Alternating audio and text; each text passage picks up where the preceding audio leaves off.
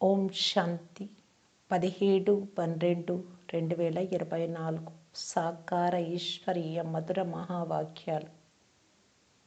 మధురమైన పిల్లలారా, మీరు మీ సౌభాగ్యాన్ని తయారు చేసుకునేందుకు తండ్రి వద్దకు వచ్చారు.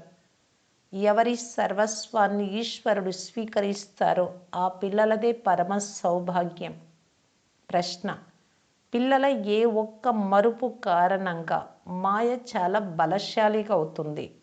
జవాబు: పిల్లలు భోజనం చేసే సమయంలో బాబాను మర్చిపోతారు. బాబాకు స్వీకారము చేయించని అంటే తినిపించని కారణంగా మాయ ఆ భోజనాన్ని తినేస్తుంది. దాని వలన అది శక్తిశాలిగా అయిపోతుంది. తర్వాత అది పిల్లలనే కష్టపెడుతుంది. ఈ చిన్న మరుపు, పొరపాటు, తప్పు మాయ చేతిలో ఓటమి పొందేలా చేస్తుంది. కనుక పిల్లలారా, స్మృతిలో తినండి, మీతోనే తింటాను అని దృఢ ప్రతిజ్ఞ చేయండి అని బాబా ఆజ్ఞాపిస్తున్నారు. ఎప్పుడు స్మృతి చేస్తారో అప్పుడు అది రాజీ అవుతుంది. పాట: నేడు కాకుంటే రేపైనా ఈ మేఘాలు చెదిరిపోతాయి. ఓం శాంతి. మా దుర్మార్గపు అంటే దౌర్భాగ్యపు రోజులు మారిపోయి ఇప్పుడు సదా కొరకు సౌభాగ్యపు రోజులు వస్తున్నాయి అని పిల్లలు అర్థం చేసుకున్నారు.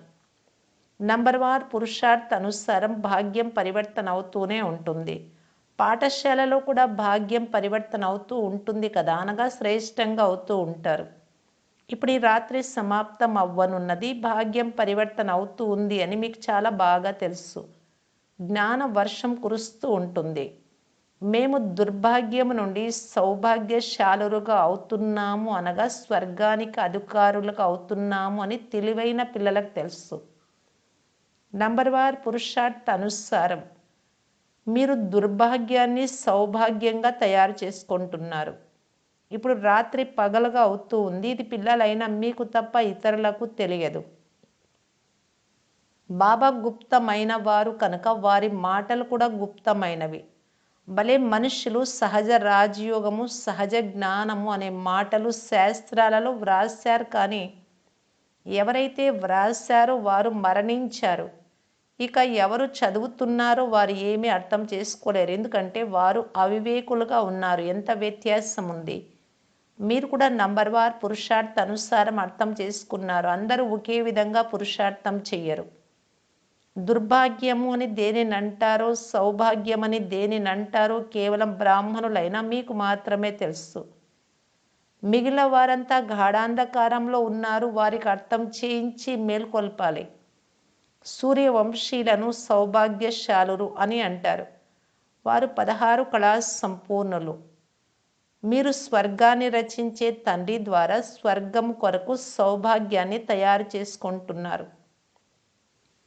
ఇంగ్లీషు తెలిసిన వారికి కూడా మేము హెవెన్లీ గాడ్ ఫాదర్ ద్వారా స్వర్గ సౌభాగ్యాన్ని తయారు చేసుకుంటున్నాము అని మీరు అర్థం చేయించవచ్చు. స్వర్గంలో సుఖం ఉంది, నరకంలో దుఃఖం ఉంది. స్వర్ణిమ యుగము అంటే సత్యుగం, సుఖం. ఇనుప యుగము అంటే కలియుగం, దుఃఖం. చాలా సహజమైన విషయం. ఇప్పుడు మీరు ప్రయత్నం చేస్తున్నారు. ఆంగ్లేయులు, క్రైస్తవులు మొదలైన వారు చాలామంది వస్తారు. ఇప్పుడు మేము కేవలం ఒకే హెవెన్లీ గాడ్ ఫాదర్ను స్మృతి చేస్తున్నాము. ఎందుకంటే మృత్యువు సమీపంలో నిల్చొని ఉంది అని వారికి చెప్పండి.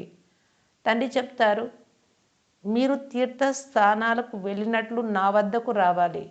బౌద్ధులకు తమ తీర్థస్థానం ఉంది, క్రైస్తవులకు తమ తీర్థస్థానం ఉంది. ప్రతి ఒక్కరికి వారివే అయిన ఆచార పద్ధతులు ఉంటాయి. మీరిది బుద్ధి యోగం. ఎక్కడి నుండి పాత్ర చేసేందుకు వచ్చారో మళ్ళీ అక్కడికే వెళ్ళాలి. వారు స్వర్గాన్ని స్థాపన చేసే గాడ్ ఫాదర్.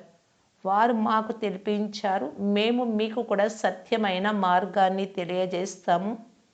గాడ్ ఫాదర్ అయిన తండ్రిని స్మృతి చేసినట్లయితే అంతమతీసో గతి అయిపోతుంది. ఎవరైనా ఎప్పుడైనా అనారోగ్యం పాలైతే అందరూ వారి వద్దకు వెళ్ళి రామ రామ అనమని హెచ్చరిస్తారు. బెంగాల్లో ఎవరైనా మరణిస్తున్నట్లయితే వారిని గంగా తీరానికి తీసుకెళ్ళి హరినామాన్ని చెప్పు, అప్పుడు హరి దగ్గరకు వెళ్తావని చెప్తారు.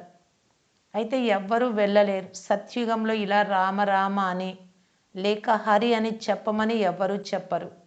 ద్వాపర యుగం నుండి భక్తి మార్గం ప్రారంభమైంది. సత్యుగంలో ఏ భగవంతుణ్ణి లేక గురువులను స్మృతి చెయ్యరు.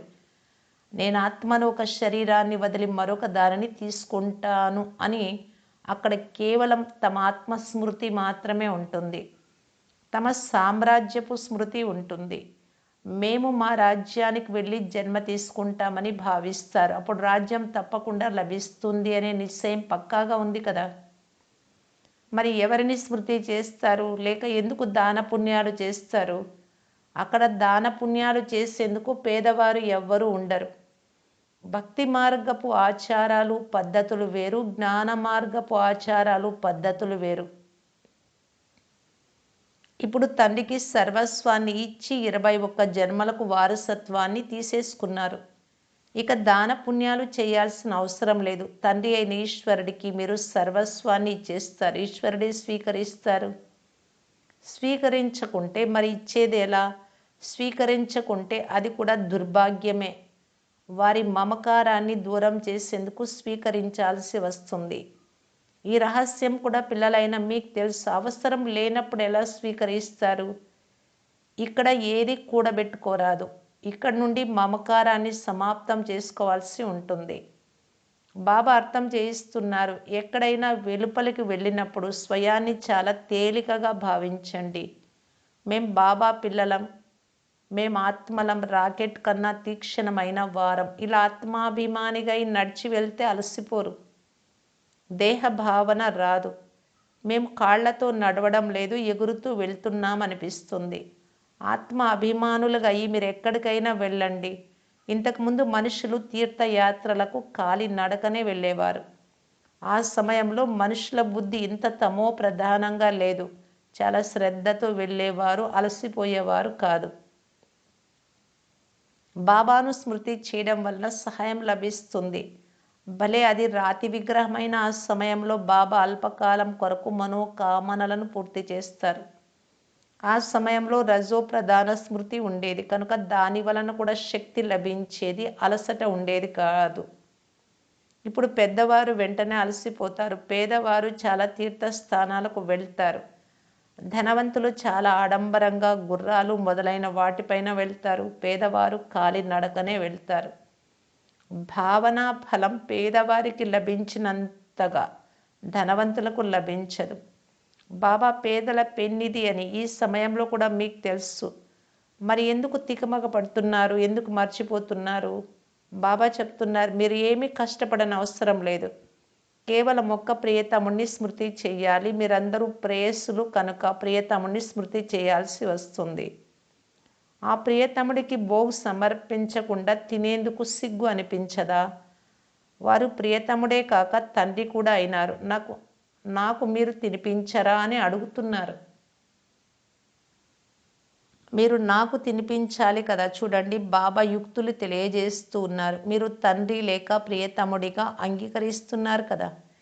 ఎవరు తినిపిస్తున్నారో వారికి మొదట తినిపించాల్సి ఉంటుంది. అంటే అందరికీ తినిపించేది పరమాత్మనే కనుక. బాబా చెప్తారు, నాకు భోగును స్వీకారం చేయించి నా స్మృతిలో తినండి. ఇందులో చాలా శ్రమ ఉంది. బాబాను తప్పక స్మృతి చేయాలి అని బాబా పదే పదే అర్థం చేయిస్తారు. స్వయం ఈ బాబా కూడా, బ్రహ్మబాబా, పదే పదే పురుషార్థం చేస్తూ ఉంటారు. కుమారీలైన మీకు చాలా సహజం. మీరు మెట్లు ఎక్కనే లేదు. కన్యకు ప్రియుడితో నిశ్చితార్థం జరుగుతుంది కనుక అలాంటి ప్రియతముని స్మృతి చేసి భోంచేయాలి. వారిని మీరు స్మృతి చేస్తారు. అప్పుడు వారు మీ వద్దకు వచ్చేస్తారు. స్మృతి చేసినట్లయితే భావనను తీసుకుంటారు. కనుక బాబాతో ఇలా మాట్లాడాల్సి ఉంటుంది. రాత్రి మేల్కోవడం ద్వారా మీకు ఈ అభ్యాసం అవుతుంది. అభ్యాసం అయినట్లయితే పగలు కూడా స్మృతి ఉంటుంది. భోజనం చేసే సమయంలో కూడా స్మృతి చేయాలి. ప్రియతముడితో మీ నిశ్చితార్థం జరిగింది, మీతోనే తింటాను అని పక్కా ప్రతిజ్ఞ చేయాలి. ఎప్పుడు స్మృతి చేస్తారో అప్పుడే వారు తింటారు కదా. వారికి భావము మాత్రమే లభిస్తుంది. ఎందుకంటే వారికి తన శరీరం అయితే లేదు. కుమారీలకు చాలా సహజం. వారికి ఎక్కువ సౌకర్యాలు ఉన్నాయి. మన సుందర ప్రియతముడైన శివబాబా ఎంత మధురమైన వారు. అర్ధకల్పం మిమ్మలను స్మృతి చేశారు. ఇప్పుడు మీరు లభించారు, మేమేం తింటామో అది మీరు కూడా తినండి అని వారికి చెప్పాలి. అలాగని ఒకసారి స్మృతి చేసి తర్వాత వారికి తినిపించడం మర్చిపోయి మీకు మీరే తినమని కాదు. వారిని మర్చిపోవడం ద్వారా వారికి లభించదు. చాలా పదార్థాలు తింటూ ఉంటారు, కిచడీ తింటారు, మామిడి పండు తింటారు, మిఠాయి తింటారు, ప్రారంభంలో స్మృతి చేస్తారు, అంతటితో సమాప్తం. మరి మిగిలింది వారు ఎలా తింటారు? ప్రియతముడు తినకుంటే మధ్యలో మాయ తినేస్తుంది, వారిని తిననివ్వదు. మాయ తిన్నట్లయితే అది శక్తిశాలిగా తయారవుతుంది, మిమ్మల్ని ఓడిస్తూ ఉంటుంది. బాబా యుక్తులన్నీ తెలియజేస్తారు. బాబాను స్మృతి చేసినట్లయితే తండ్రి లేక ప్రియతముడు చాలా సంతోషిస్తారు. పిల్లలు చెప్తారు, బాబా మీతోనే కూర్చుంటాము, మీతోనే తింటాము, మేము మిమ్మలను స్మృతి చేసి తింటాము, మీరు భావమునే తీసుకుంటారు అని జ్ఞానము ద్వారా తెలుసుకున్నాము. ఇది లోన్ తీసుకున్న శరీరం. ఇలా స్మృతి చేయడం ద్వారా వారు వస్తారు. ఆధారమంతా మీ స్మృతి పైనే ఉంది. దీనిని యోగం అని అంటారు. యోగంలోనే శ్రమ ఉంది. సన్యాసులు ఉదాసీనులు ఇలా ఎప్పుడూ చెప్పరు. ఒకవేళ మీరు పురుషార్థం చేయాలి అని అనుకుంటే బాబా శ్రీమతాన్ని నోట్ చేసుకోండి. పురుషార్థం పూర్తిగా చేయండి. ఈ బాబా తన అనుభవం తెలుపుతూ ఉన్నారు. నేను ఏ కర్మలు ఎలా చేస్తానో మీరు కూడా అలా చేయండి. అదే కర్మను నేను మీకు నేర్పిస్తాను అని చెప్తారు. బాబా అయితే కర్మ చేయరు. సత్యుగంలో కర్మ ఫలమును అనుభవించరు. బాబా చాలా సహజమైన విషయాలు తెలియజేస్తారు. మీతోనే కూర్చుంటాను, వింటాను, మీతోనే తింటాను, ఇది మీ గాయనమే. ప్రియతముడి రూపంలో లేక తండ్రి రూపంలో స్మృతి చేయండి. విచార సాగరం మతనం చేసి జ్ఞాన పాయింట్స్ తీస్తారు అని గాయనం చేయబడి ఉంది కదా. ఈ సాధన ద్వారా వికర్మలు కూడా వినాశనం అవుతాయి, ఆరోగ్యవంతులుగా కూడా అవుతారు. ఎవరు పురుషార్థం చేస్తారో వారికి లాభం ఉంటుంది, ఎవరు చెయ్యరో వారికి నష్టం కలుగుతుంది. ప్రపంచంలోని వారంతా స్వర్గాధిపతులుగా అవ్వరు, ఇది కూడా లెక్కాచారమే. బాబా చాలా బాగా అర్థం చేయిస్తారు. మేము యాత్రకు వెళ్తున్నాము అని పాట విన్నారు. యాత్రలో భోజనము మొదలైనవి తినాల్సి ఉంటుంది. ప్రేయసి ప్రియతముడి జతలో, కొడుకు తండ్రి జతలో తింటారు. ఇక్కడ కూడా అలాగే. మీకు ప్రియతముడిపై ఎంత లగన్ ఉంటుందో అంత ఖుషి పెరుగుతుంది. నిశ్చయ బుద్ధి కలవారు విజయులుగా అవుతూ ఉంటారు. యోగము అనగా పరుగు. ఇది బుద్ధి యోగం యొక్క పరుగు. మీరు విద్యార్థులు, టీచర్ మీకు పరుగు తీయడం నేర్పించారు. తండ్రి చెప్తున్నారు, పగలు కేవలం కర్మనే చెయ్యాలి అని అనుకోకండి. తాబేలు వలె కర్మ చేసి మళ్ళీ స్మృతిలో కూర్చోండి. భ్రమరం పూర్తి రోజంతా భూభూ చేస్తూనే ఉంటుంది. కొన్ని ఎగిరిపోతాయి, కొన్ని మరణిస్తాయి. ఇది ఒక ఉదాహరణ. ఇక్కడ మీరు భూ భూ అంటే బాబా బాబా అని చెప్తూ మీ సమానంగా తయారు చేస్తారు. అందులో కొందరికి చాలా ప్రేమ ఉంటుంది, కొందరు పాడవుతారు, కొందరు అసంపూర్ణంగా మిగిలిపోతారు, కొందరు పారిపోయి మళ్ళీ పురుగులుగా అయిపోతారు. కనుక ఇలా బాబా బాబా అని చెప్పడం చాలా సహజం. మనుషుల నుండి దేవతలుగా చేసేవారి గొప్పతనాన్ని వర్ణించలేము. ఇప్పుడు మనం యోగాన్ని జోడిస్తూ ఉన్నాం, దేవతలుగా అయ్యే పురుషార్థం చేస్తున్నాం. ఇదే జ్ఞానము గీతలో ఉంది. వారు మనుషుల నుండి దేవతలుగా తయారు చేసి వెళ్ళారు. సత్యుగంలో అయితే అందరూ దేవతలే ఉండేవారు. తప్పకుండా వారిని సంగం యుగంలోనే వచ్చి దేవతలుగా చేసి ఉంటారు.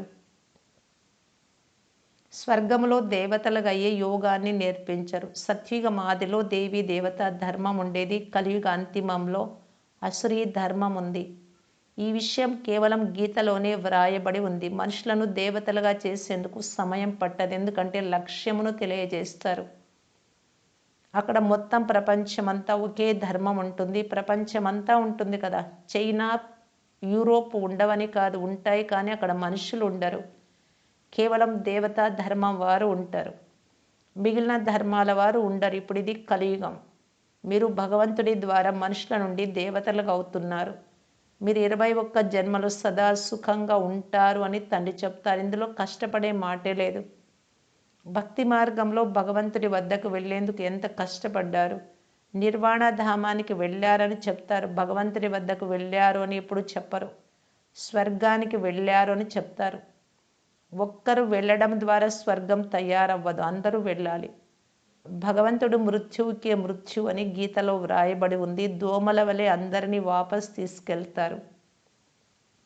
చక్రం పునరావృతం అవుతుంది అని బుద్ధి కూడా చెప్తుంది. కనుక మొట్టమొదట సత్యుగ దేవీ దేవతా ధర్మం తప్పకుండా రిపీట్ అవుతుంది. తర్వాత మళ్ళీ ఇతర ధర్మాలు పునరావృతం అవుతాయి. మన్మనాభవని బాబా ఎంత సహజంగా తెలియజేస్తారు.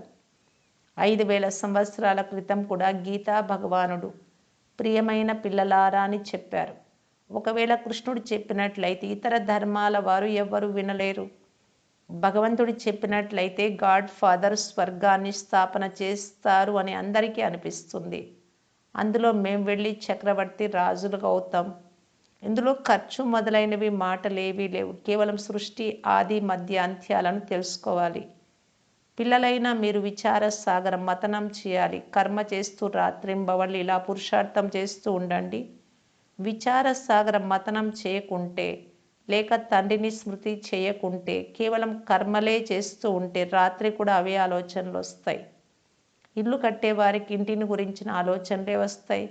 భలే విచార సాగరం మతనం చేసే బాధ్యత వీరిపై ఉంది. కానీ కలశం లక్ష్మికి ఇచ్చారు కనుక మీరు లక్ష్మిగా అవుతారు కదా, మంచిది. మధురాతి మధురమైన అపురూపమైన పిల్లలకు మాతా పిత బాప్ దాదాల ప్రియ స్మృతులు మరియు గుడ్ మార్నింగ్. ఆత్మిక పిల్లలకు ఆత్మిక తండ్రి నమస్తే. ధారణ కొరకు ముఖ్య సారం. ఫస్ట్ పాయింట్, శ్రీమతాన్ని నోట్ చేసుకొని పురుషార్థం చేయాలి. తండ్రి ఏ కర్మలు చేసి నేర్పించారో ఆ కర్మలే చేయాలి. విచార సాగర్ మతనం చేసి జ్ఞాన పాయింట్స్ తీయాలి. సెకండ్ పాయింట్, మేము బాబా స్మృతిలోనే భోజనం తింటాము అని స్వయం మీకు మీరే ప్రతిజ్ఞ చేసుకోవాలి. మీతోనే కూర్చుంటాను, మీతోనే తింటాను. ఈ ప్రమాణాన్ని పక్కాగా నిభాయించాలి, అనగా పాటించాలి. వరదానం, కర్మ మరియు సంబంధం రెండింటిలో స్వార్థ భావం నుండి ముక్తులుగా ఉండే బాప్ సమాన్ కర్మాతీత్ భవ. పిల్లలైన మీ సేవ ఏమిటి అంటే అందరినీ ముక్తులుగా చేయడం. అయితే ఇతరులను ముక్తులుగా చేస్తూ స్వయాన్ని బంధనంలో బంధించుకోరాదు. ఎప్పుడైతే హద్దు యొక్క నాది నాది నుండి ముక్తులుగా అవుతారో అప్పుడు అవ్యక్త స్థితిని అనుభవం చేయగలరు. ఏ పిల్లలైతే లౌకికము మరియు అలౌకికం, కర్మ మరియు సంబంధం రెండింటిలో స్వార్థ భావం నుండి ముక్తులుగా ఉంటారో వారే తండ్రి సమానం కర్మాతీత స్థితిని అనుభవం చేయగలరు. కనుక ఎంతవరకు కర్మ బంధనం నుండి అతీతంగా అయ్యాను, వ్యర్థ స్వభావ సంస్కారాలకు వశం అవ్వడం నుండి ముక్తులుగా ఉన్నాను అని చెక్ చేసుకోండి. స్లోగన్, ఎవరైతే సరళ చిత్తులుగా మరియు సహజ స్వభావము కలవారిగా ఉంటారో వారే సహజ యోగులు, భోలానాథునికి ప్రియమైన వారు. అవ్యక్త ఇషారా. సదా సంతుష్టంగా ఉంటూ అందరినీ సంతుష్టం చేసే సంతుష్ట మణిగా కావటానికి బాప్దాదా తెలియజేస్తూ ఉన్నారు. బ్రాహ్మణ జీవనానికి ఆంతరిక ఆస్తి సదా సుఖ స్వరూపం, శాంతి స్వరూపం, మనస్సుకు సంతుష్టత.